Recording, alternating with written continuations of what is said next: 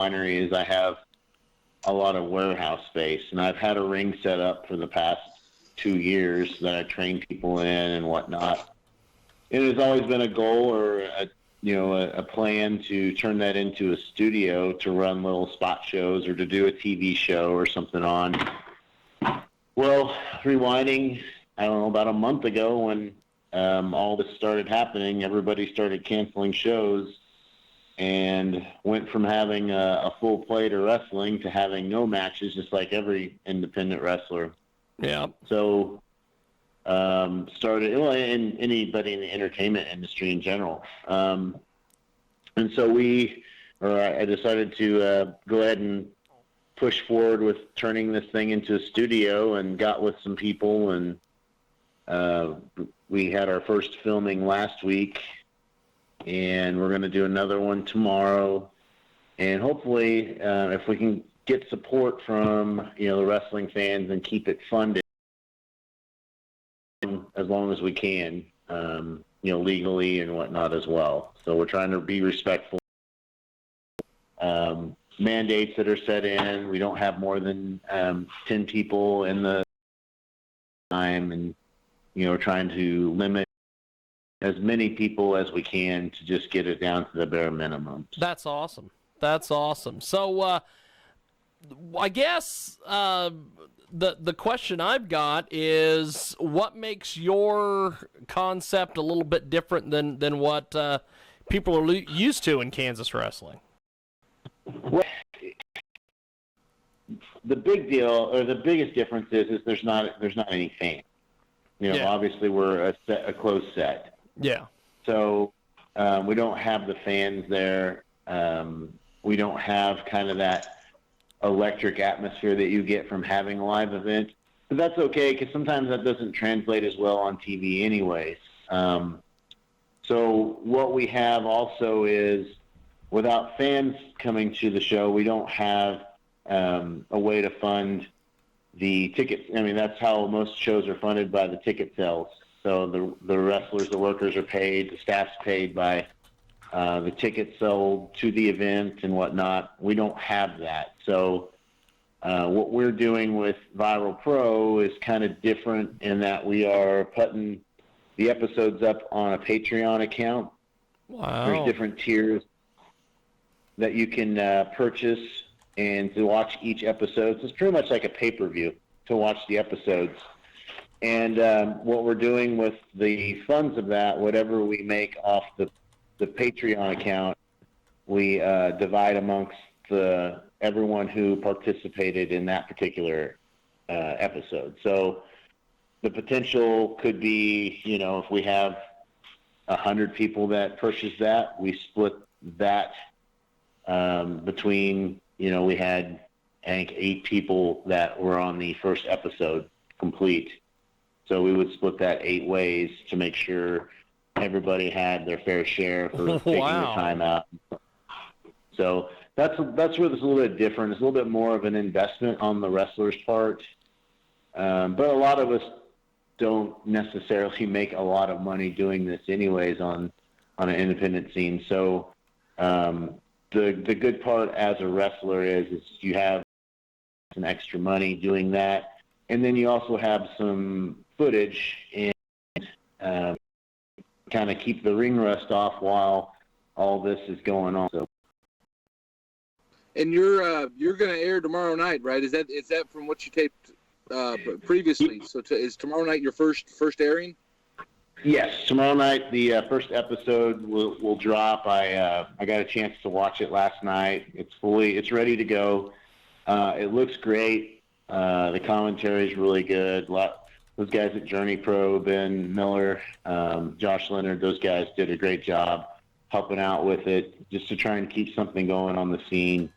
Oh, yeah. And it's going to be it's really special. We have a unique mix of talent that we use. A lot of it's based on who's available and who wants to get out and who wants to do it. And understand it's a very can be very controversial to do, so I appreciate anybody that takes the time to do it. I mean, we normally wrestle, putting our lives on the line in general, and putting ourselves at great risk. So we're asking a little bit more doing this, but I think the end result, when people see it and they see it's just a lot more of a fun. It's definitely a family show, and we're having a lot more fun with it than we would with the stress and the kind of the normal, routines that we do at a normal, event or show. Well, I think the concept of it being a closed set and you've got the revenue share part of it and all that, that is fantastic. Yeah, I think it's something that hopefully we'll see. And back in the day, the old days, I mean, obviously the old timers got paid to come do their work, but they also got paid more, or they got incentives if the house was good. If they proved to be a good draw, they proved to be able to get more people with their name or their abilities, then they usually got bonuses and things like that. And you don't see that a lot in wrestling now. Everyone's kind of stuck in, this is what we've said we were going to wrestle for, this is what we're going to get, and regardless if they sell out standing room only or not, you usually get about the same amount. And this is kind of a little bit more of that old school incentive where, the amount you get paid is kind of based on how well we can actually promote this thing and draw it. So yeah, and you're gonna go ahead. Where can folks check this out tomorrow? Where's the link to your Patreon and all that good stuff, so people can hopefully come out and support you guys and make this thing big? Absolutely. So it's on Patreon.com, and it's under Viral Pro. I think it's like Patreon/Viral Pro. You can also follow all we have right now up is a Facebook page. We're working on getting like the Twitter, Instagram, the other social medias up. We'll have those up hopefully by next week, as well as a website. That is, the Facebook is at Viral Pro ENT, Viral Pro Entertainment. So it's Viral Pro ENT, or just type in Viral Pro, and you'll find links to all the Patreon accounts. And we also have a teaser on there. And then we're going to do a little special treat tonight. We're going to release one of the matches from the show. We did 6 matches on the first episode, so one of those we're going to release as a freebie tonight, so people can kind of see what it is, kind of get a little sample of what they will be purchasing with the Patreon account. And again, with the lack of live events and the lack of wrestlers working right now, this is a great way to kind of help a lot of those guys out that are coming in and support your favorite wrestlers that way as well. So when you went out and recruited some of the, because obviously you're going to need talent for the show. Sure. How did you explain this concept with them? Because it being and fitness, and you could back me up on this too.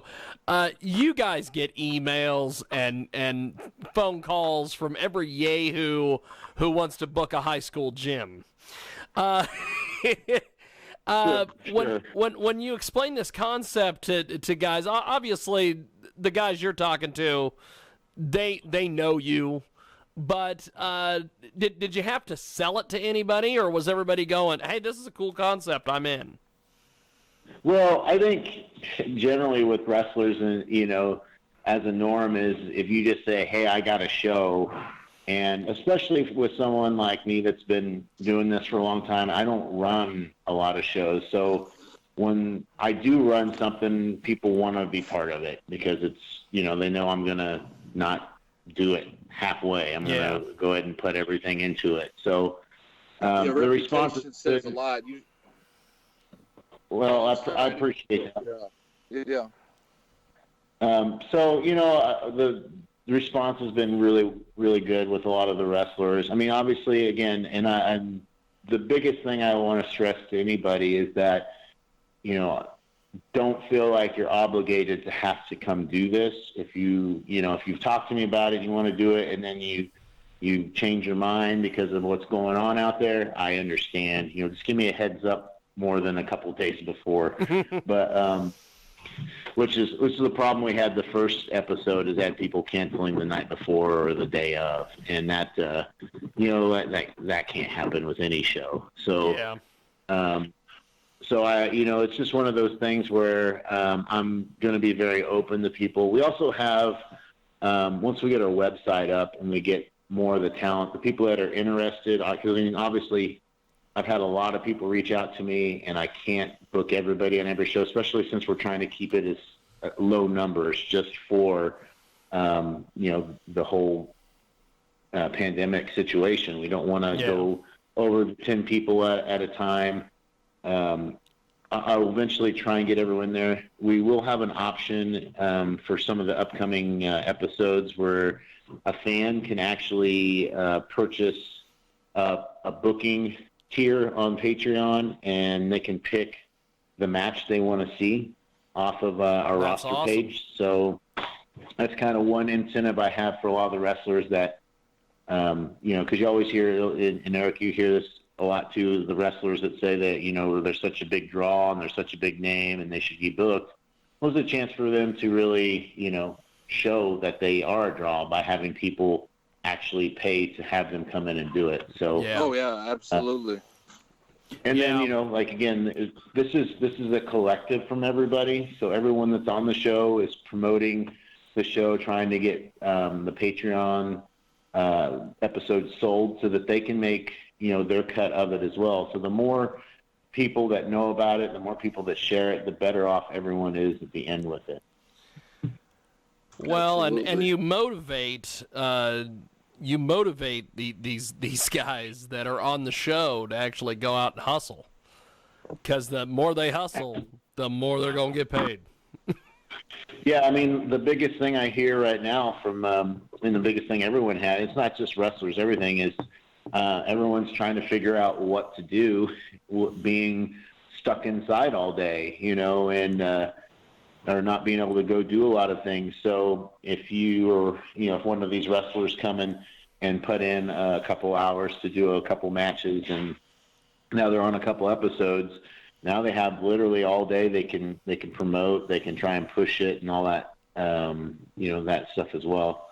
And, the benefit to me as a wrestler, if I was on the opposite spectrum, if I wasn't the one, promoting it, I guess, is that I would be really interested to have some professionally, edited material under my portfolio. So I'd have some, even if it's a no audience thing, it's still a match that's filmed exclusively. I can get a good match. I can have it to give to other promoters. I can, we take pictures. We got moving stills and things like that too that we're doing. So there's a lot of media stuff that would benefit from a lot of these guys just coming in and doing one episode. And that's what we're hoping to do is, bringing in. And I think that adds to not only just the money, but it I think, deep down that, everybody at the end of the day really wants to be a part of a good product, and a product that people can share out there and be proud that they were a part of it. And it sounds like this is definitely that, with the the professional editing and everything else, compared to a lot of other things that are going on in indie wrestling. So in addition to the benefit to hustling out and getting the the financial benefit, I think just being a part of a good looking product with good wrestlers is really at the end of the day what everybody in the business really wants to do. And there's not a single one of us that hasn't been at a dozen 100 shows or more that you kind of wonder at the end of the day sometimes, like, shit, what am I even doing here today? There's 10 people in this armory, and there's this and that. So I think just having this good product with good people behind it, your reputation is great in the business in general, and I think that says a lot, and I think will drive a lot of people to want to be a part of this product and definitely push it out there so people can see it and see their work for sure. So this is the kind of thing that people, a lot of people in the indies will spend their entire lives, never being a part of something with this potential and this quality behind it. So I think you're doing a really great thing for the fans to put a smile on their face, but also for the wrestlers that want to step up and be a part of something that looks good in front of the fans, that they can be proud of, that they had their 2 cents in it. Yeah, and the whole thing with Viral Pro is, and even after, and hopefully when this is over here in a few weeks, this pandemic and the quarantine and the stay-at-home hopefully we'll have something that we have some momentum. We can continue this on in some form. Again, we spent the last couple weeks building kind of this set, the studio. So I plan on using it, here on out. And who knows? Maybe this might be just one of those little niche things we do. It might be kind of more of a fans pick the match type thing, a little bit more interactive from the fans' side of things on the opposite side, not being at the show, but from their computers or from at home, they can kind of help pick how the show goes. So there's just a lot of possibilities and potential that we could have from this, which I'm really excited about. And I haven't even really gotten into that because we're still in the stepping off modes of it. So. Right. Well, I think the concept is great. Have you had people reach out to you from indie wrestling that have heard about this and been like, "Hey, how do I get on a show?" Oh yeah. I've had my inbox has been bouncing with people, and the biggest thing that I'm happy to do is I don't want to just bring one person in from say Texas. Yeah. I would like to get a group of guys to come up together because it cuts down on costs. Because again, they're coming up here on their own dime with the hopes that there's going to be a return to that. So they're investing their time and stuff. So obviously, the more you can get from one area, the better. Talk to guys from St. Louis like Gary J and those guys. And so what we might end up doing going forward is kind of theming each episode kind of based off of different regional places. So we have I like that. I like that idea because if and I'm sure you've watched how they've produced that NWA studio show. They kind of do the same thing. They bring in a group of guys, they produce a whole bunch of episodes, and then the next time they do tapings, it's basically completely different guys except for the roster core group guys. So yeah, you could do a heck of a business with that. Oh yeah, and the guys are definitely if you're missing wrestling, if you're a wrestler, you're missing wrestling. Just for an example, I don't think there was a single person last Friday that didn't work at least 3 times. So we all worked multiple times just because our roster's so limited. And with that, you get cool matchups and things like that. What'll be really neat is going forward in the future is we get enough of these episodes taped, we can kind of mix them up so we can space those out over episodes. So someone who came from far away and wrestled 3 times, they're not just stuck with being on just one episode. They can potentially be on 3 episodes and have 3 chances to earn extra. So that's kind of where we're looking at trying to get enough of these things set up. But again, we're facing the challenge of trying to keep everything as contained to a certain size group as we can. And being respectful to all the quarantine and recommended group gatherings. So, well, and an idea that, and I don't know, fitness that this might have gone through your head too with this, but if you've got a group of Texas guys coming up for a couple shows, and then you've got a group of St. Louis guys coming up for a couple shows. And then you do another set of tapings and you have some guys, let's say from Florida, come up and do some shows. You're going to have all the guys in Texas promoting their shows. All the Florida guys are promoting their shows. And so at the end of the day, everybody's making money. Oh, yeah. We're professional wrestling's a brotherhood. So, this kind of goes back to that whole thing. The main purpose of pro wrestling, we all love doing it, but it should be for us to be able to make a career out of it, and it's very, very, very difficult for anybody to make a career being just a professional wrestler on the independent circuit. So if more places would work together in this sense, and by places, the boys in particular working together to promote and to help get, these different shows over, just think how much better our our industry would be. And I think that that's something that could happen because of what's going on now. I think the demand now is here. I think wrestling's in an upsweep in the sense that people are hungry to do more.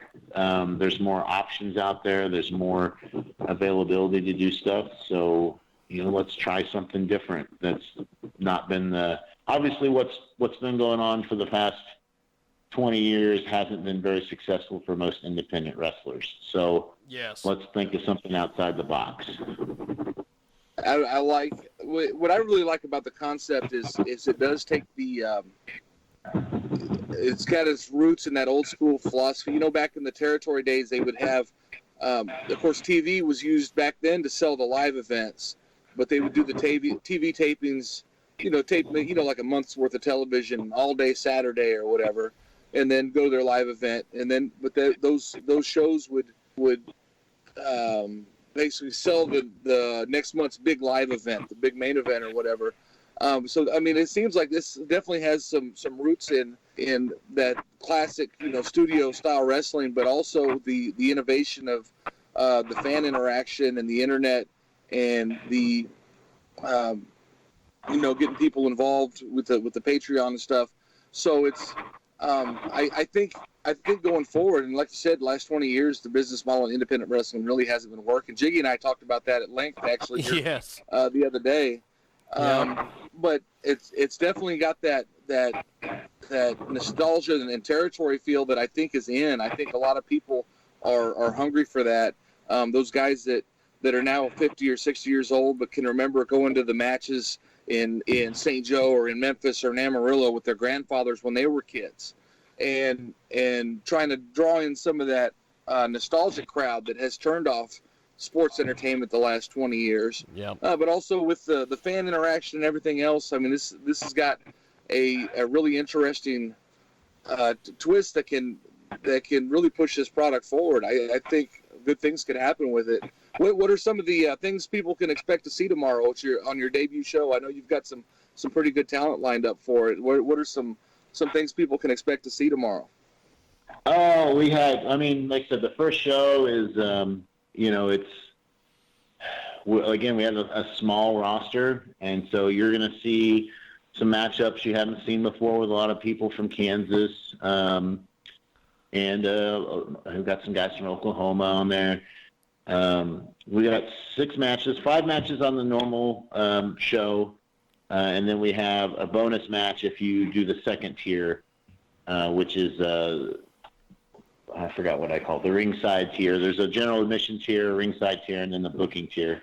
So awesome. You get the extra bonus match. The bonus match is a 6-man tag with all of us in it. So that was just a lot of fun, and it's we're obviously it was our first episode, so storylines are just starting. So this was more of a feel it out, have a good time. But we had a toilet paper ladder match. So that's awesome. We have we don't have fans, but we have germs, which are little masked green masked people that sit outside the ring and cheer and boo, and they may or may not be detrimental in some of the matches.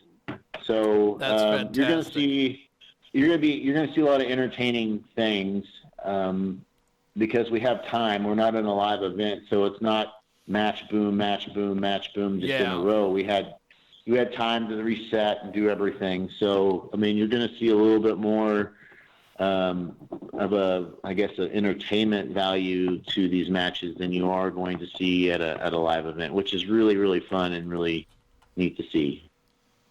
Fantastic. That sounds really good. Oh, I'll tell you, this sounds like you have hit on something, brother.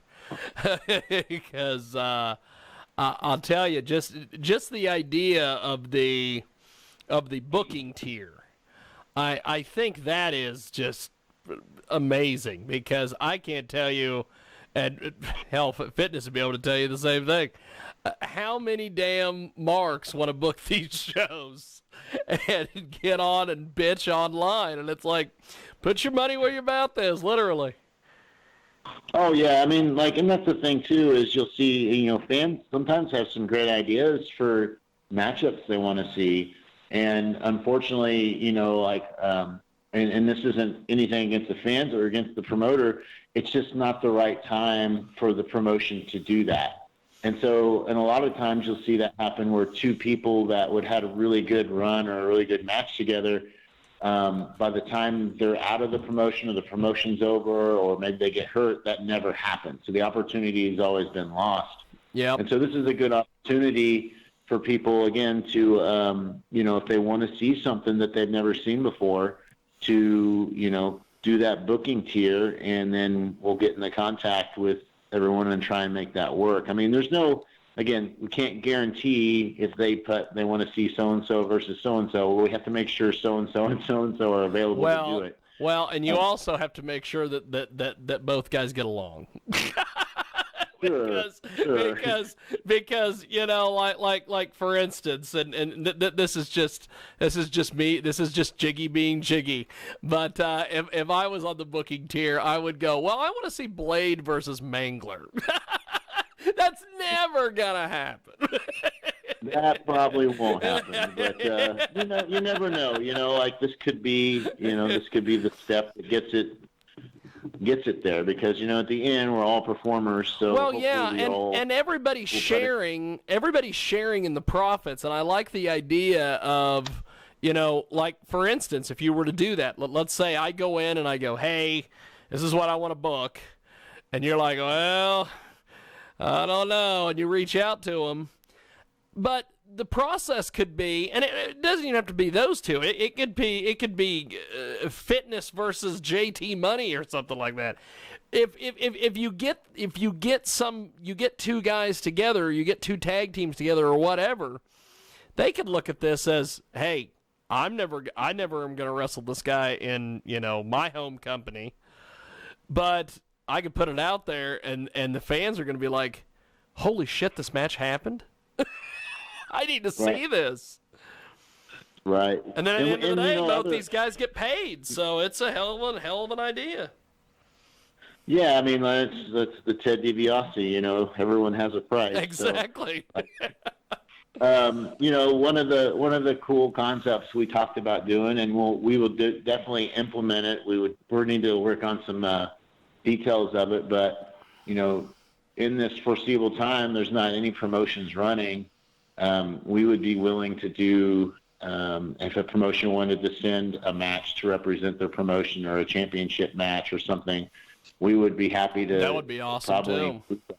And so then you'd have the potential to see your favorite promotion, where there's getting the promotion that's actually running live shows in areas, getting them kind of that feedback. They can reach out, and then they're promoting to their fan base that aren't getting to see them on a regular basis. That too. Well, like I said, I think you've hit on something. This is pretty freaking cool. Well, I think it's just something that hasn't been done in this aspect. I mean, studio wrestling, you can, there's people that claim that they invented it and blah, blah, blah. But, I mean, it's been around since the 40s, or since TV, since they had television. So this is just taking it to a different point where we're giving it kind of back to the boys to do what they want to do and do what they do without the pressure of, who's going to be a champion and who's, the politics. That too. Yeah. Yeah, the politics part of it. Let's just have matches. Let's have fun. Let's do some simple stories. Let's do some angles, and we'll have a good time doing it, and hopefully get a good, following in the process. I think it's great. Yeah, I look forward to it myself, and I'm definitely going to get the word out the best I can. Hopefully, we have a great number of people tomorrow that tune in and check out the product, because I think it's worth checking out, and I think people will be pleased. And let's be honest, everyone's sitting at home, and there's not a lot going on.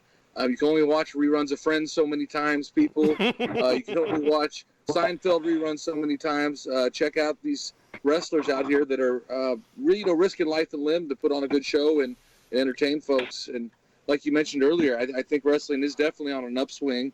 I think the evidence of that is everywhere. And I think this product could definitely capitalize on this unfortunate turn of events our society's going through right now, and hopefully bring some smiles to some people's faces, and some families can gather around their television sets and their computers and their iPads and check out some local talent doing some great things. I think So it's I'm great. looking forward to it myself.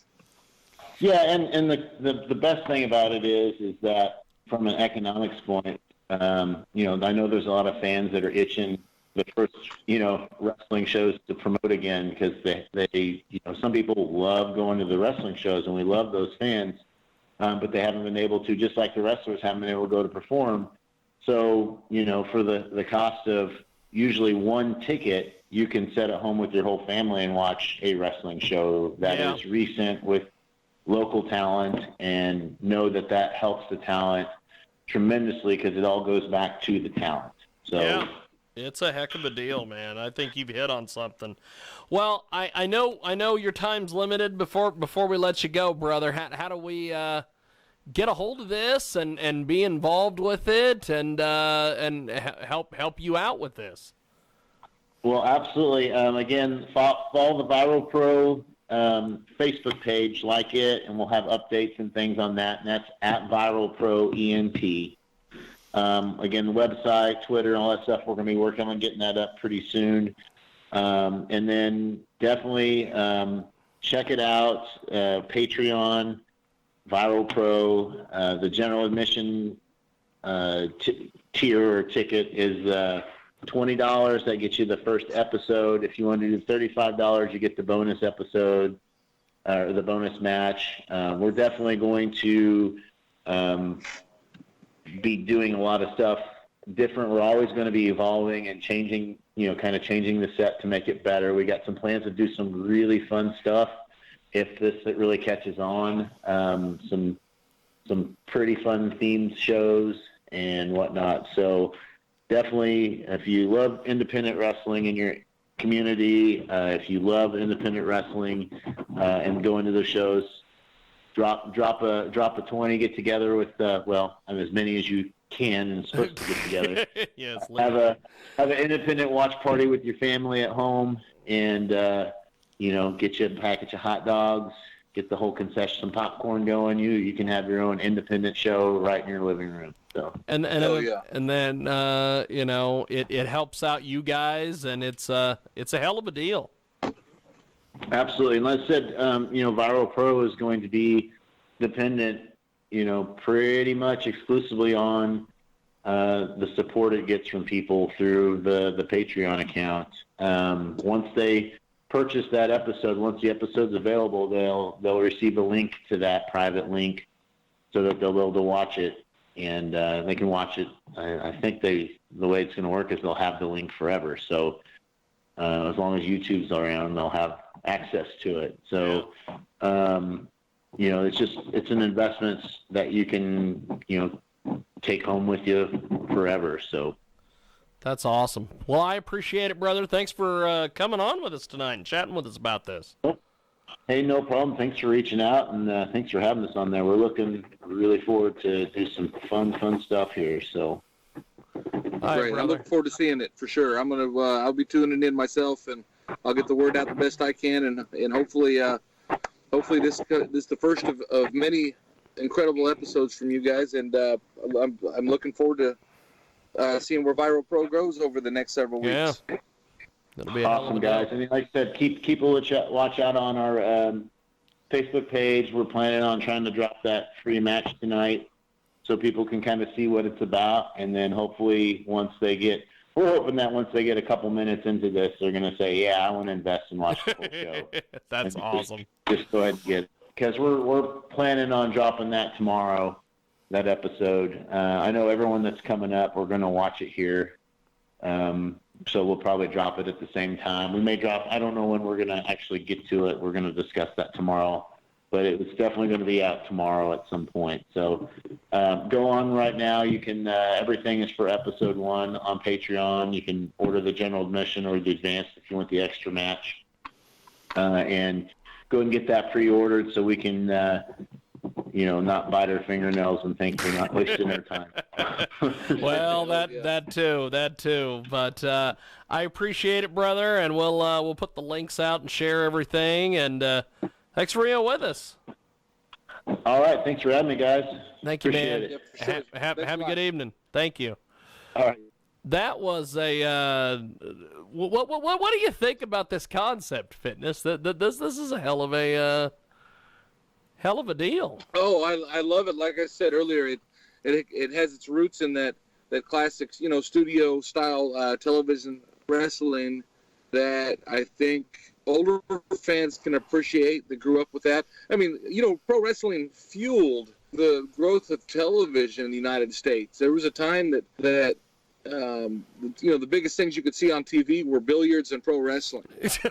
And yes. And that really our whole society would be different if television didn't grip our imaginations like it has, and pro wrestling did have a lot to do with that in various different independent of one another.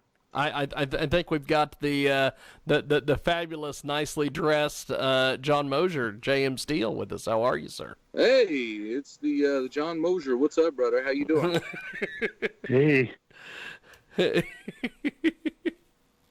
don't know how nicely dressed I am, but... Are you in your SpongeBob pajamas? No. I got some different ones like that. I wore those out, so... And it's the last time we had that sleepover party, but... Oh, yeah. You got to save the SpongeBob PJs for, like, the trip to Walmart and all that good stuff. Oh, no, I don't live in South Wichita, so... That's awesome.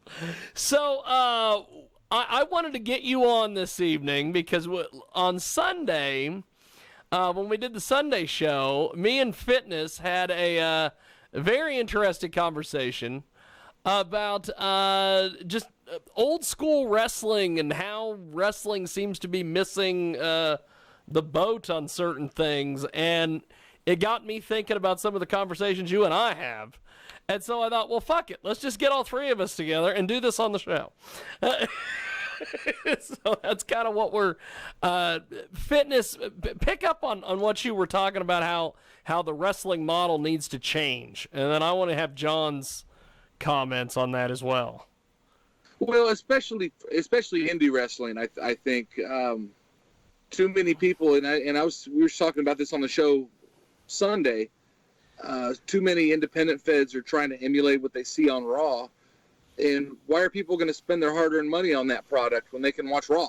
You know what I mean? So tune in free every Monday night. So I think pro wrestling has to, booking a live event's different than booking television, obviously. You got to cater to the audience a little bit differently. And rather than rehash everyone's favorite angle from WWF 2002 or WCW 1996 or whatever, I think the playbook has to go back to the territories a little bit, and I think there's a strong market for that. I think there's people out there that want to see that, and I mean, what the hell do I know? I don't know anything, but I think that the playbook in pro wrestling goes back 100 years. So why are we only tearing pages out of the last 20 years that hasn't been working for independent pro wrestling companies? There's a 100-year playbook here that we can look at, and if we're going to emulate something, emulate what made pro wrestling in the first place. And that's what I'm an advocate for myself. I don't know how you guys feel about that, but I think that's the way to go going forward. Oh, I couldn't agree more with you. I think some of the best matches I've seen lately are when they try to do less instead of more. It's like, go back to the days where you worked a body part. I mean, you don't sit there with a headlock for like 25 minutes, but you may start to go into a headlock, and then he tries to power his way out. You pull the hair. He tries to power his way out. You do something else.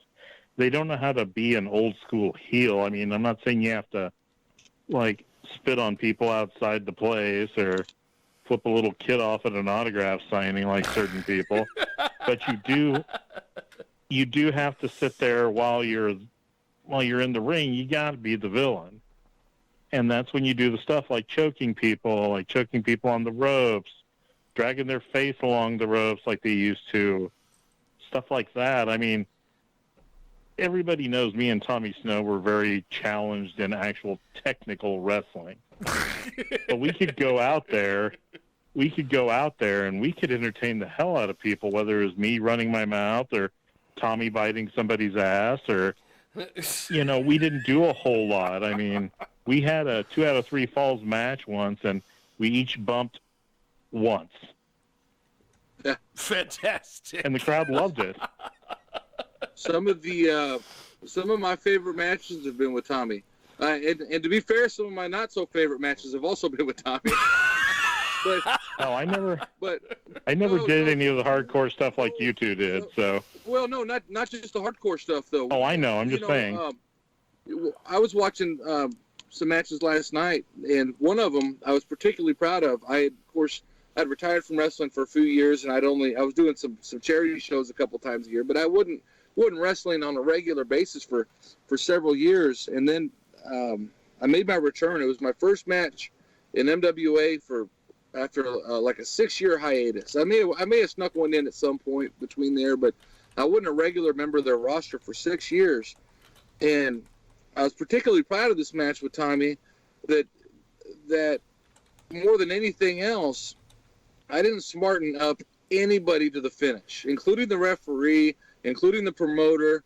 Nobody was smartened up to the finish of this match. And everyone's like, what's Eric up to? What's Eric going to do? And we go out there, and at the end of the match, I'm beating Tommy down, and he keeps kicking out. He keeps kicking out. I hit a big move. He keeps kicking out. And I'm blaming the referee for not counting fast enough. And I grab a kid out of the crowd, a high school kid. I said, I need a new referee. Who wants to be a new referee? And this kid volunteers and gets in the ring, and everyone's like, what the hell is he doing? Or I'm sure some people thought the kid might have been a plant, but he wasn't. I never met the kid in my life. He's some local kid in Aurora, Nebraska. And I made the referee take his shirt off. So I start taking the shirt off for him. And I tell me a few more times. And I go back to the referee, and I'm in his face. And the kid's putting on the referee shirt. And I say, you know how to count to 3? 1, 2, 3, just like that. Then you raise my hand when I win. You understand? The kid's like, I got it. 1, 2, 3. And then I turn around. Tommy hits a DDT and fucking pins me. And that crowd erupts.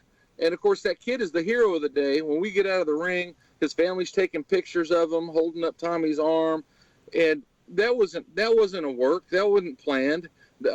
Nobody was smart to that. I was the only person in the entire building that knew that's what was going to happen. That kid had no idea. And for that reason alone, I mean, I was super proud of that match, just for the finish. And just because that kid, like I said, he gets to be the hometown hero for the day. And he just went there thinking he was going to be another fan and have a good time watching wrestling. But he was a part of the show that day. And I love moments like that in wrestling. Oh, yeah, but like Tommy Snow is the perfect foil to everybody. And for like years, they crapped on him up there. I mean, they had him be like some flunky or something. I begged Dan to let me wrestle him at a spot show Dan wanted to do in Eureka. Because I loved Tommy. We talked all the time in the back and stuff. And Dan was like, okay, well, let it do it.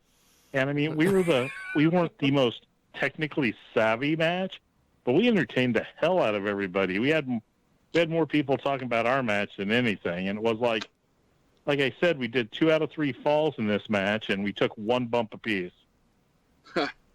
Yeah. Wow. Tommy, that's pretty amazing. Tommy is legitimately probably the funniest person I know too. I mean, he's so creative. If you're, John, you've been at his house and barbecued with him as well. He's a riot a minute, and he's never off. He's the wittiest, smartest guy in the world when it comes to cracking a joke or keeping you on your toes. Hey, just he's a love younger that version guy. of me. Such a good mind. What's that? He's a younger version. But he's a younger version of me. For sure. Well, something that I don't know why I never thought about this, But John mentioned it to me one night when we were at a wrestling show, and the idea of, the heel gets with the baby face or whatever in the back and says, "Hey, I've got these autographed pictures, and we're gonna try to explain this concept." John, this is great. It was Dick Murdoch told me this one. What he would do is he'd get a bunch of cheap, like, pictures made up or whatever, and he'd go, like, put them out at the souvenir table, and he would go over and talk to the guy who was wrestling, and what he would do is he would give one to the guy he was wrestling with, and the guy would be sitting there threatening to sit there and rip the little picture up, and, Murdoch would be just going ape shit, going, no, you better not do that, da-da-da-da-da, just going off like he didn't want him to do it. And then the other guy would say, goes, everybody, go get one of these like that. So, he was paying like 10 cents a copy for it, and he was getting $1.50 off of them. So all of a sudden, everybody would run over to the table, get those, just to rip them up in front of him. I mean, he's making $1.50 off it each time. Well, I've got a similar thing going on right now, actually, and I don't want to break kayfabe on it on air, but I'll share it with you guys afterwards. Yeah. But yeah, that's a great way for heels to do business. I heard that I can't remember who it was. Somebody said that I think it was Raven or something like that in the Pacific Northwest there was a picture of him picking his nose or something. Oh yeah. I've actually seen that. I know that one. Yeah, so it was kind of like they called him Snotty the Body. And of course, what's that? Snotty the Body. That's when he was doing. Well, he was doing the Gotti the Body out there. It was right after he left Scotty Memphis. Yeah. And he was going against the Midnight Rockers, Rex King and Steve Dahl. Sorry, I'm a complete geek for history. But anyway, no, I like it. That's why we got you on here. They found they took a picture of him like he was picking his nose, because Scotty went out there and he was part of the commentary team too, but he was like the big heel. So they've got this picture that they came up, the Southern Rockers, who were the hottest thing out there. They come up with this picture up to the interview stand. And they're like, yeah, we got a picture of you, Scotty the Body, but, well, we call him Snotty the Body like that. It shows a picture of him picking his nose. Yeah. Where'd you get that? Hey, da-da-da-da-da. That's funny, man. It was awesome. It was awesome. And they were no, go ahead, John. I was going to say that was back when Portland was shoving, people to the rafters in that little dinky old bowling alley that they had as the Portland Sports Arena.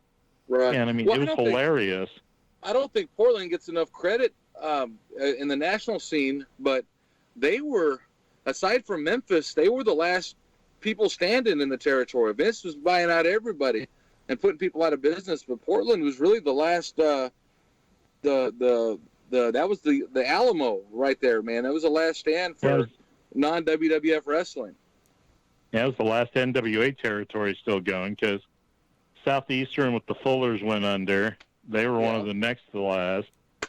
And, they'd gone with the AWA, and then that kind of went, Lawler just got in good with WWF. Him and Jarrett did, and they morphed. Jarrett got out and it became USWA, and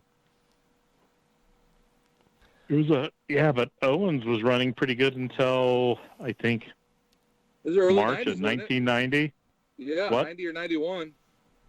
Well, yeah, it was like, I think it was, maybe it was 91. I can't remember. I'd have to look it up. But yeah, it was right after the turn of the year that they ended up shutting down, because they lost their main television sponsor. Well, when did Geigel fold? Was that 89, 88, or 89? Yeah, between 88 and 89. They tried to do the WWA thing by themselves, and then they went back, because what happened was Jim Crockett said he was going to buy the territory, and Geigel was like, hell yeah, okay, go, yeah. Yeah, and But then Crockett didn't pay any of the stuff, didn't pay Geigel for it. So Geigel was getting stuck with the bills from what Crockett was running up and having to sit there and try to get it himself. And that's when they finally were just like, and they all became the security guys out at the, the horse racing track out there. Yeah. Yeah, there was a time where if you wanted to see a who's who in Central States Wrestling, the track was the place to be. Oh, God, yeah, it was him. There was Rufus. There was Bulldog Bob Brown. And Mike George was selling cars up there for a long time. Yeah. Wow. Oh, yeah, but he was good. He was real good at it. He got into real estate, too. He still looks halfway decent, too.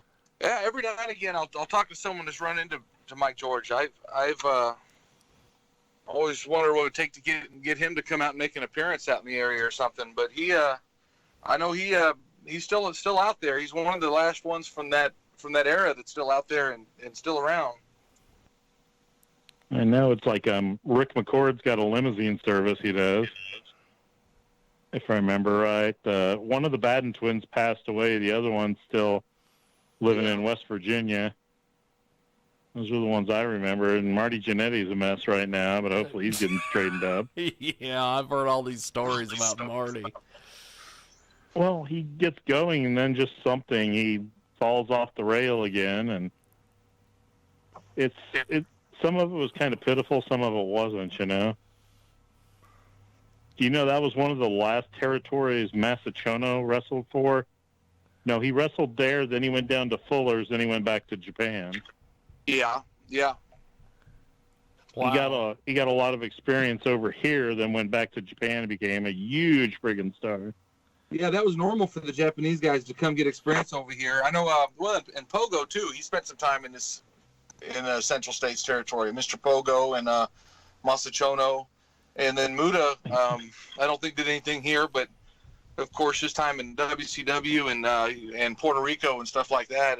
That's always. Yeah, he was in Florida for a little bit before that, but. Yeah. But what's funny is the Funks out in Amarillo used to get a ton of guys from Japan out there. So did Stu Hart up in Stampede and the old Vancouver area before Al Tomko took it over. I mean, there used to be like 20 different places to go wrestle in the North America area. And I mean, then it just kind of went, kind of downhill on some stuff, but. Right. Well, and people say, well, because Vince, we can make all this money, but I think there's a lot less people making a living. I think there were more people making a living at pro wrestling 40 years ago. Now there's probably more millionaires in pro wrestling now than there were then, but there's a hell of a lot less people paying their bills and getting by. You know what I mean? So that's kind of the biggest thing is there's no place for some of these talents to develop. That's what it was, Right. Like if they were getting stale in Kansas City, they could go down to San Antonio and work for Blanchard, or they could go out and work for the LaBelles in L.A., or, right. You could go up and work for Don Owens, or you could work for the Rougeaus in Montreal or whatever. I mean, Canada alone had, 1, 2, 3, 4, 5. They had 6 different territories up there at one time. Jeez. Yeah. It's territory wrestling, man. That was the way to go. And I think more people are paying their bills now. And a lot of people, there's this perception that the WWE guys are making a ton of money, and the top guys are, obviously.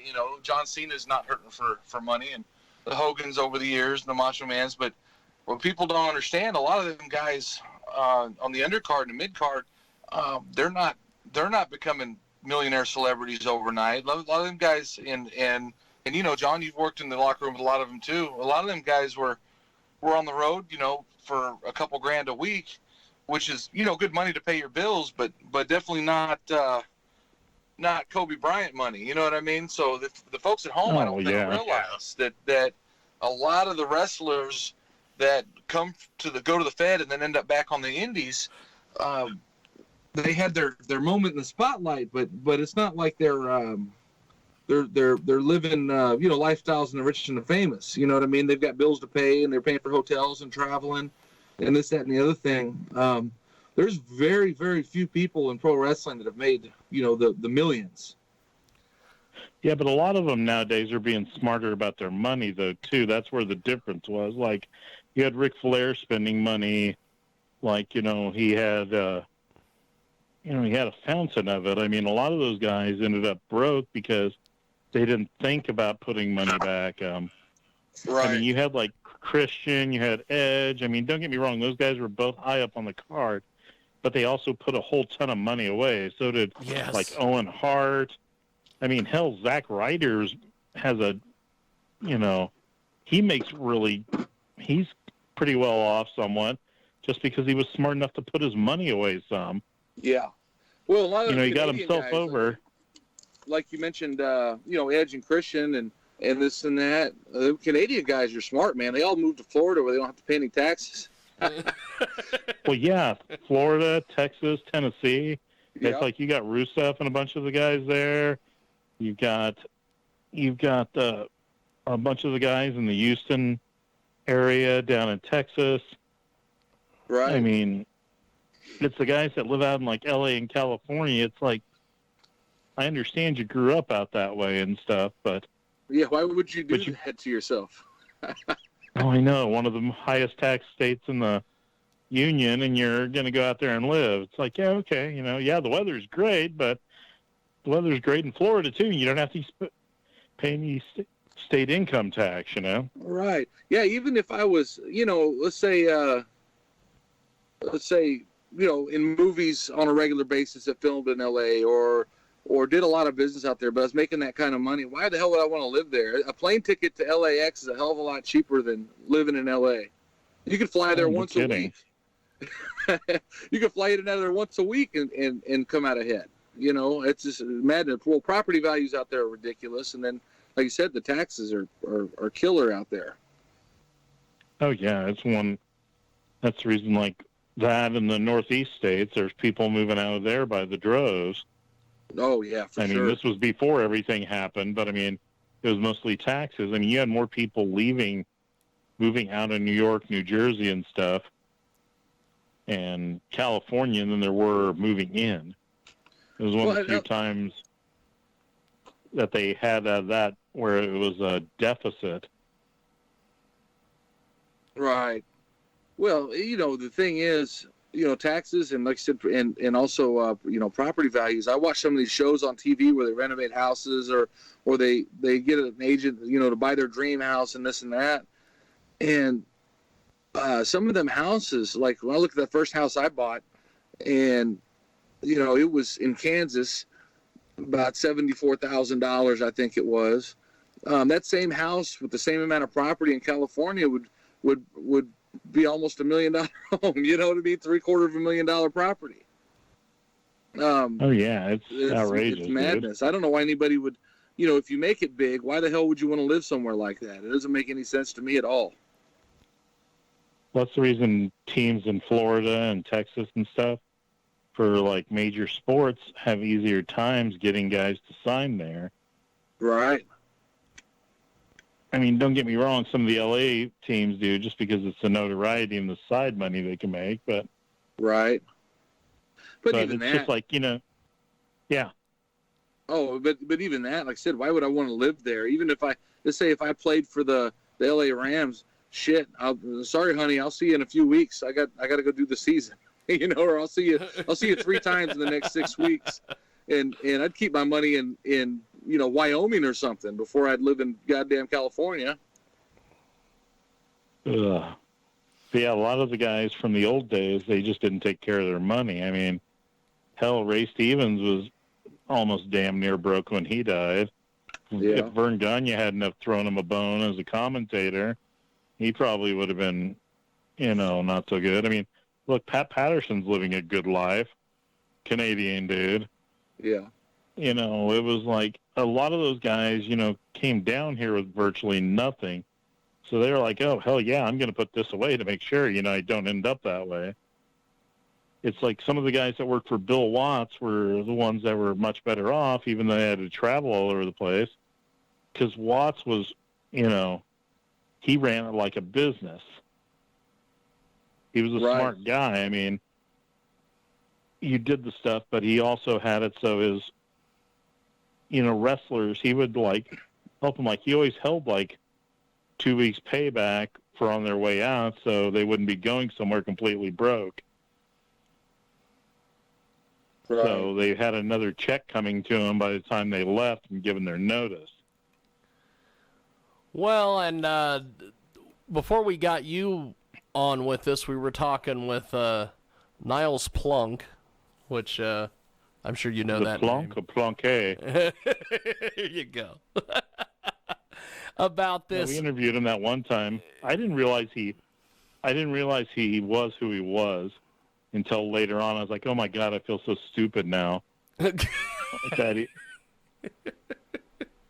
Well, he was talking about this idea that he's come up with, where they do basically studio wrestling and they put it on a Patreon, and you can subscribe to it, and then everybody shares in the revenue, and it's a heck of a concept, and this is the thing that me and Fitness have been trying to figure out, is that you gotta do some stuff to reinvent this indie wrestling wheel. Yeah, I'm looking forward to it. I'm going to throw my money down in support of him tomorrow for sure. I'm interested in seeing the concept that Viral Pro is, especially like he was talking about the different tiers. If a fan really wants to book a match, they throw down a few extra bucks and book who they want to see to wrestle each other. I think that's ingenious, and it takes that old school, studio TV wrestling and adds this modern twist. And I think it's phenomenal. I think it's great, and I'm looking forward. Their first episode drops tomorrow night. Who's this with? I mean, I know it's Niles, but who else is all involved? Anybody? He didn't drop a lot of names, but he did mention tomorrow night there's going to be a toilet paper ladder match for a roll of toilet paper, which I'm interested in seeing that for sure. I saw a teaser trailer for it, but I don't want to say any names because I've been sitting around watching a lot of wrestling, so I don't want to say someone that's going to be there that's not going to be there, I guess. But I know he's got a solid list of guys, and that also some of the other guys that he's talking to about future episodes too. He'd mentioned from different areas, St. Louis and Texas and stuff. So I think the concept is incredible, and I'm looking forward to it. Well, it's what the biggest problem I've seen, and I've talked to you about this, Jiggy, is some of the guys, they try to charge too much for people to get in at these shows. That too. Yeah, you got to make some money, but if you make it affordable, you can go there once a month. You can go there. It's you charge $5 an adult and $2 a kid, and then, you leave them some money for inside. If you do that, a family of 5 could go out and spend $16 to get in there. They can still get a couple of sodas or something, or they can get a T-shirt of somebody's or something like that. And then you do it in an area where people somewhat, so you can get some sponsors. They'll pay for the building. Yeah. And then it's just everybody made fun of Dan for it, but Dan went out and did the old school papered the town. And you got a lot of people to come because of that. Yeah, well, and one thing, when we were out in Hoisington for the last show that he did out there, the last KWR show that him and Derek did, I thought it was really interesting. He had a bunch of people from out of state and out of town there on the show, and before they went out, when they had the booking meeting, that he told everybody, he's like, everybody in Hoisington believes in kayfabe. He's like, so. Oh yeah. He's like, so if I get beat up tonight, he goes, I'm gonna get texts and calls on Monday from people going, "Hey Dan, how you feeling?" He said, so you've got something really special out there. So. I've had some fun moments in Hoisington over the years. That's always been a good town, and what I like about that is honestly. Promoters, whatever they charge, if they've got a full house, to me, I'm gonna move some product. I'm gonna sell some T-shirts, and I'm gonna make more money selling T-shirts than whatever the promoter's gonna offer me in the first place. So, I don't mind a big house. I don't mind paper towel stuff because I'm gonna come out ahead. Now, some of these younger guys, if they don't have merch or they've got merch and maybe they're not as memorable, may not feel the same way. But I enjoy a big crowd because I'm going to sell some T-shirts and I'm going to sell some other gimmicks. I always try to keep some cheaper gimmicks on the table too, that for those families that don't have $20 a pop for T-shirts for their 6 kids. Then I always make sure I have some cheaper things on the gimmick table that they can buy for $2 or $3 a piece, because every penny helps me keep the party going. So I love it. But what I was saying with my part of it was, if you have 500 people in there instead of 200 people, you got a better chance of making more money anyway. Right, absolutely. I can remember when I started, there was times like, in some towns that there were, and of course this definitely is a representative of every show because I've worked tons of shows with, 10 people in the crowd or whatever. But some of them crowds, the big crowds, it get to the point where if there was some kids or something and they only had a few bucks between them, the promoter would let them in anyway. So they'd spend it on popcorn. Yes. Right. You still make money. Yeah. Or all the chairs would be, if all the chairs were full, like, well, shit, give me, if it was $10 ticket or whatever, well, give me $5 and you can stand in the back. And get them in the goddamn door. Yes. So that was the kind of logic I used to use when I worked door at nightclubs and stuff. We had a cover charge. I seen a group of 10 walking up there, and they were like saying, "Oh, it's an $8 cover charge." And I was like, everybody got IDs? And they'd be like, "Yeah." And I go, "Okay, let me see them." And I go, "Okay, give me $8 for every 4." And they're like, "Serious?" I was like, "Yeah," because they were going to go in there. They're going to spend, $10, $15, on drinks easily. So instead of pissing them off and making them leave, you lost a few bucks at the door, but you gained a whole hell of a lot more, and the bartenders made some money too. So he was like, "Well, why'd you do that?" I go, "It's stupid to piss these people off when I could make, over $8 a person, when I can charge them a couple of bucks or whatever, and they go in there and spend $20. Right. So I should piss away like $500 worth of business because you want $8 at the door." And he's like, "Oh, I gotcha." I've got several places around the region, but especially in Junction City, Manhattan, and a few other bars in a few other towns, Salina, whatnot. But they, the bar owners, they know me. They know I spend a lot of money in there. But more importantly, when I do go out, especially because I'm gone so much on the weekends, I travel so much and I'm wrestling.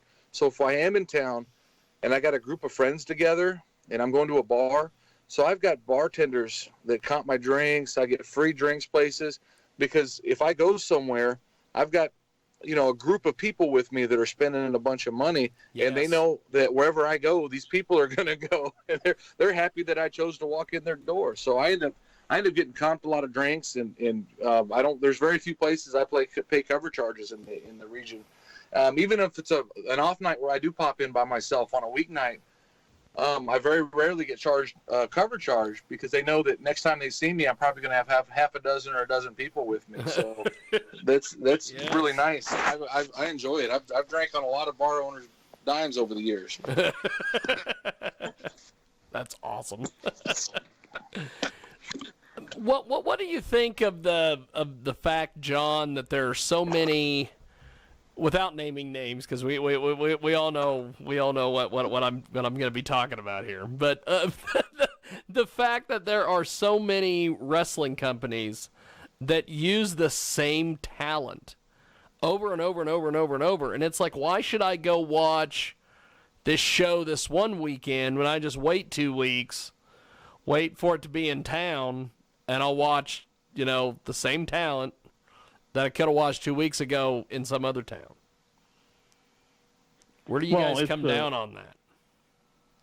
In one aspect, I understand what you're saying. In another aspect, if you do it right, you can sit there and use the exact same guys. But what you do is you feature different guys, per se, as in the forefront.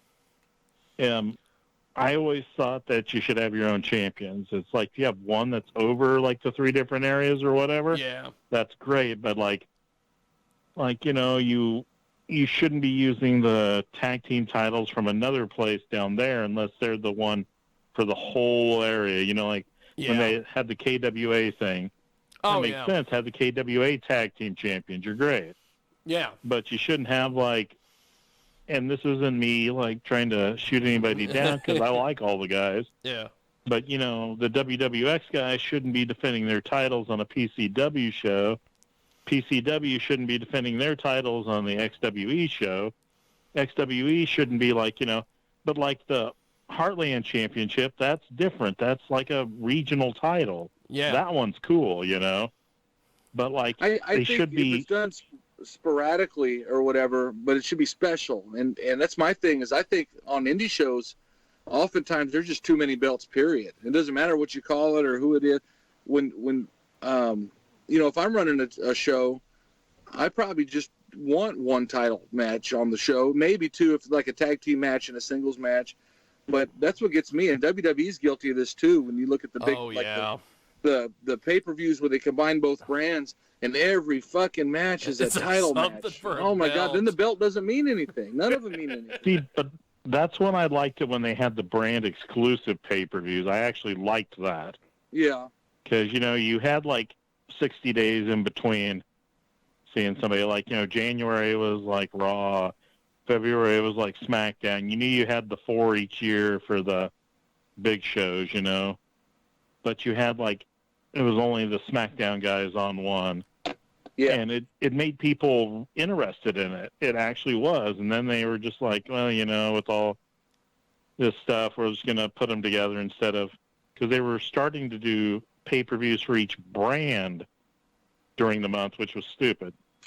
See, I always thought that because they've got to have their main title and then a secondary title on every brand.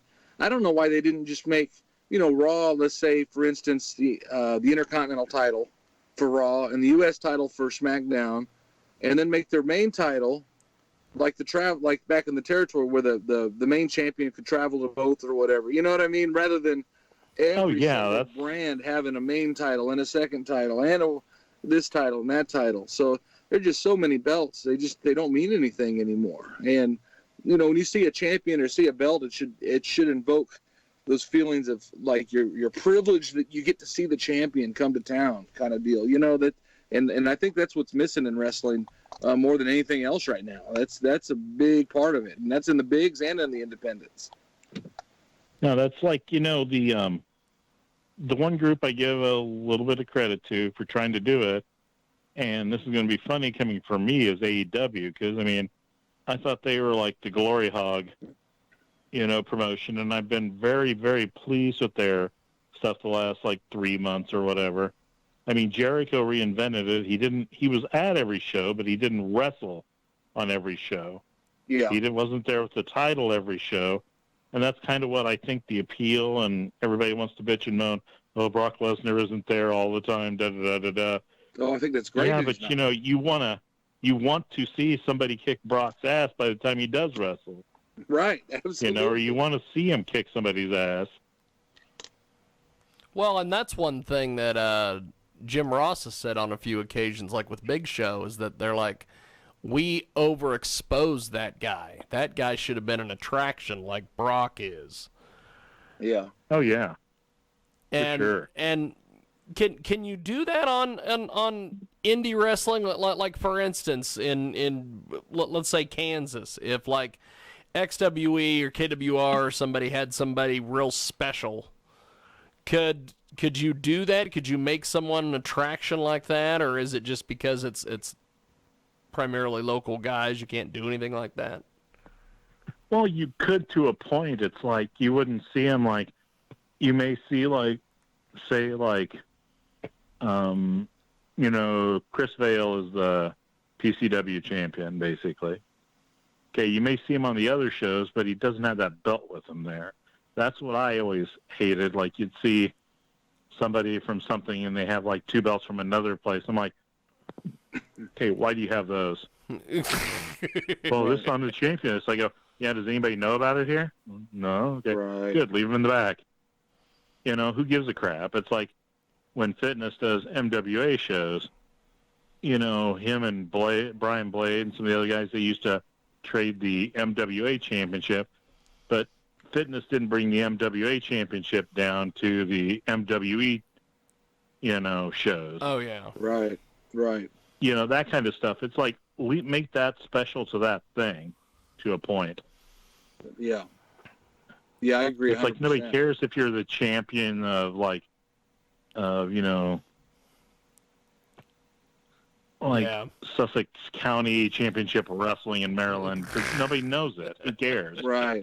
Well, essentially, that's what it is. Know? I mean, there's no matter what somebody calls their belt, if you know, you've got a local promotion in front of the same, you know, several dozen fans every time, you know, which is great and that's fine. But that, but your title is definitely, it represents that company and that area. You know, it doesn't have any bearing on, you know, championship wrestling from Whisker Biscuit, Mississippi. It's two entirely different areas, 2 different fan bases. Oh, I love that promotion, man.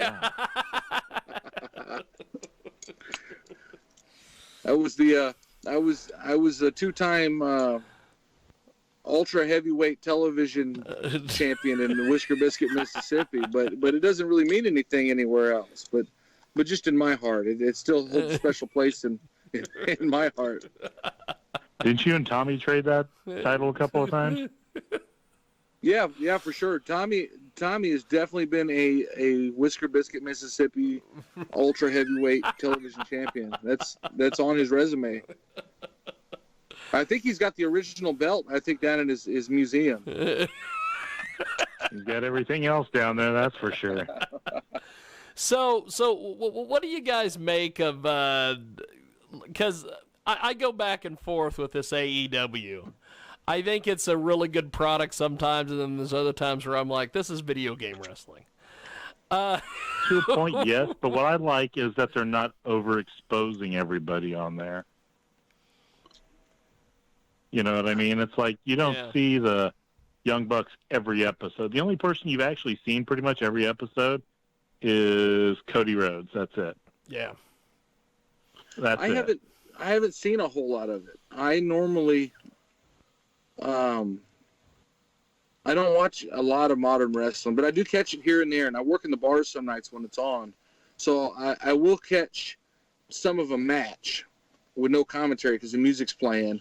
And the same way at Raw, I shoot pool on Monday nights. So if I'm at a bar where my pool league is playing, it might be on TV. But the benefit to that, I guess, is I get to watch. If I watch 10 minutes of well, I don't think any of their matches go 10 minutes on Raw, but if I watch any part of it, I really get to see just some wrestling for wrestling's sake, I guess. I don't get to follow a lot of what's going on. Every now and again, I'll catch something or a pay-per-view or something at Tommy's house at a barbecue. But I will say this: when I was in Vegas when they had their first show, AEW did. Oh yeah. And we had the Starcast at Caesar's Palace, and that's where we were at with the Wrestle Crap table. And then they had the actual show was at MGM.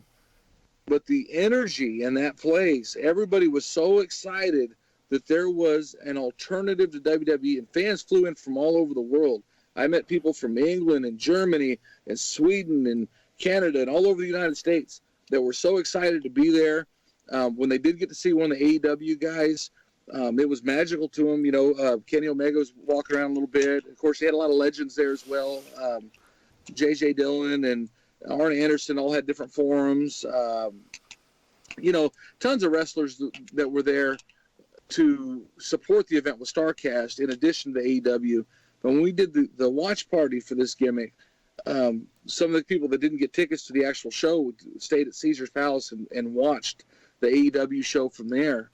and people were just hanging on to everything they did. It was just, the atmosphere was so electric that it reminded me what pro wrestling is supposed to feel like. And that's that it's special and that you're seeing something incredible happen instead of just going through the motions. Some of the things maybe I'm not, I'm a little more old school in my approach, I guess, but I really can't hate the entertainment value that AEW's brought to the table. And I think that they have built a fan base that's not going to go anywhere for a long time. And we're looking at an upswing in the industry where we've got enough alternatives now with the NWA Pro and the AEW and hopefully this Viral Pro takes off tomorrow night and other things. I think we're seeing an upswing in the pro wrestling industry that we've been all waiting on for over 20 years. So that's AEW's right on the money for that, and I think they're popping out at the right time. Oh yeah, like I say, is they don't overexpose everybody there. It's like you didn't see Kenny Omega for a few weeks, you didn't see Adam Page for a week or two. It's important. It makes people want to see them. Absolutely. That's the that may be the thing. And to be fair, WWE's doing that with Brock, like we mentioned earlier. So I don't think the concept is completely lost to the big companies out there. I think the way, in a lot of the smart marks are bitching about Brock, but I think they're handling him perfect. He's dominant. I think so too.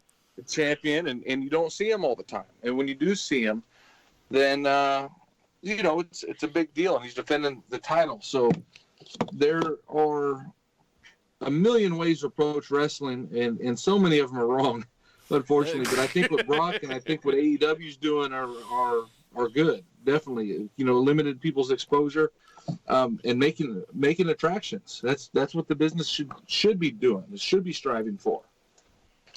Yeah, it makes people want to come to your big shows. It's like, and I think the best thing with AEW right now is that they're, as a whole, not overexposed. They've got one show for 2 hours a week. That's it. Yeah. It's like the reason everybody likes NWA Power is because it's 1 hour a week. That's it. Yeah. Right. It's like the thing about those guys, all of them is you know exactly where you're going to see them. It's like Ring of Honor's biggest problem is you have no specific time you can see that show every week. Oh yeah. It's like at Monday at 7:00 you're going to be able to see Monday Night Raw. At 7:00 on Wednesday you're going to have your choice between NXT or AEW. On Fridays at 7, you're going to be able to see the SmackDown. On Tuesdays at 6:05 on YouTube, you can see NWA Pro. Hell, yeah. you know exactly when you're going to see Impact Wrestling now.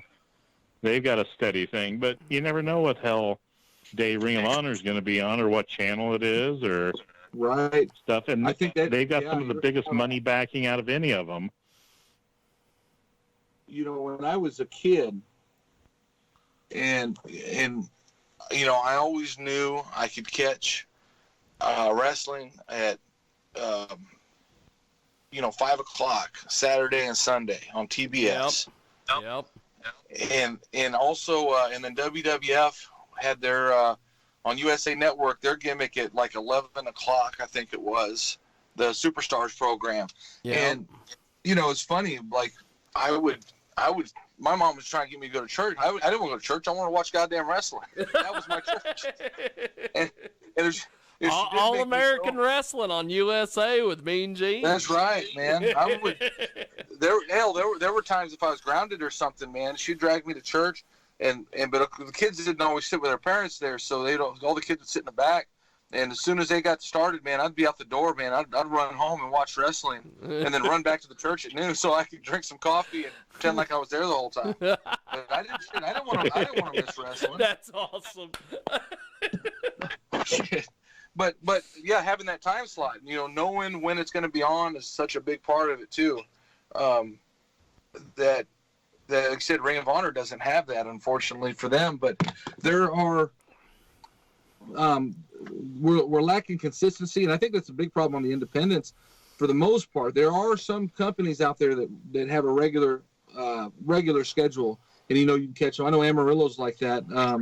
Every Saturday, pretty much, you can go down and watch wrestling top of Texas, and I think that's great for the fans down there, and they can watch it every week throughout the year. Minus the occasional, they might take a holiday off or something. Yeah. But having that consistency. Right.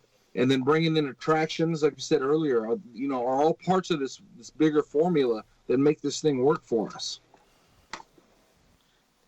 It is definitely quite the deal. Well, John, I appreciate you joining me in fitness this evening and just talking some wrestling. Oh yeah, of course, anytime, brother. We wanted to. We were going to try an experiment this week, and I think it worked. We had Niles on for the first half, then we had you on for the second half, and I've already got 2 people lined up potentially for next week. Potentially Kenny Starmaker Bolin will be with us next week. God knows what that'll be like with him in fitness. You won't need anybody else. Poor Kenny will talk the whole time. Did you see his debate with the Trump supporter on Sunday? Oh, no, I didn't want to see the train wreck. As soon as I seen that was going to happen, I was like, no. I'm already depressed enough with what's going on in the world. I don't need to get more depressed. Yeah, Jiggy told me while we were wrapping up our gimmick Sunday, our conversation, he said up next he was going to have a Trump supporter versus a non-Trump supporter. I said, holy shit, you got Facebook in your studio, the whole Facebook. The whole thing. Jiggy won social media that day, I think. That's right. Was this when Jiggy was sitting there going, when I see drama, I run away from it. That's right. Instead of that's instigated on the airwaves. That's right. If drama's right here and I'm right here running that way, I'm out of there. Jiggy don't like drama. No drama. Well, fitness, I guess before we let you go for this week, how can people buy your stuff, buy your merch? Oh, man, hit me up. Follow me on social media. I'm, of course, Mr. Fitness 2, Facebook.com/MRFITNESSTWO. And hit me up, man. I do take PayPal, Cash App, all that stuff. Sending T-shirts around the world. It's the hottest T-shirt selling right now in independent pro wrestling.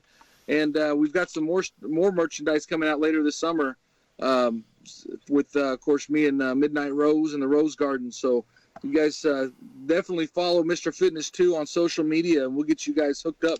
Join the growing family of degenerates that like to drink beer and watch wrestling, and some of us like to do a little wrestling too. Growing degenerates. By the way, John, before we let you go, I wanted to find a photo of you on Facebook, and I found this old photo, this old school Bad Boys of Wrestling photo of you holding these belts, wearing this what looks like a Hollywood Hulk Hogan style boa. What? Where did this boa? Yeah. Where did this That's when I was being the manager for the first 2 shows for. Do you remember Lucas Hirschberger? He ran KWA for a while. Oh yeah. The Kansas Wrestling Association. Yes. He was down there in Wellington and stuff. Yes. That was at one of his shows. Dan wanted me to do something completely different. So I went to like one of the hobby stores and bought some gold glittery stuff and found some boas, did some different things, and I mean, it was hilarious at first. Then it was like 2 shows later I dropped it, but it was fun. Sometimes that came up on one of my memory things on Facebook. Fitness. Yeah, that's good stuff. You got to reinvent yourself every once in a while. Well, sometimes. Oh, yeah. Well, I've done a thing before when I wouldn't always. I've done obviously other gimmicks, but there was times if I was working for somebody and it was in a town we've never been to, I imagine we'll never go back there again. I've come out with like one night gimmicks and stuff just to have fun. Hell, one night in Missouri, I wrestled barefoot, and of course, it was a local guy doing the ring announcing, and it was for this town. Everybody in town was there. It was a great big crowd out in the streets. But I had him announce me as Hall of Famer, Texas Toast Eric Von Erich. and I went out there barefoot, and I hit every Von Erich spot I could think of, including the claw and the discus punch, and everything, and the barefoot drop kicks. And I'll never do it again, but shit, it was a lot of fun to do one night. Yeah, I wanted Dan to let me go out and do a different character to place once. I was gonna be this like Irish, heel, and I was gonna call myself Pat McGroin. That is awesome. I love that. And Dan just looked at me, shook his head, and he was like, "No." and I can envision Dan just exactly doing that. It's like every time like Lenny tried to figure up a spot for a match, we'd all look at him and shake our head and go, "No, Lenny." You've done that, Mr. Fitness, a couple of times to him. Oh no, not me. Everybody has. Come on now.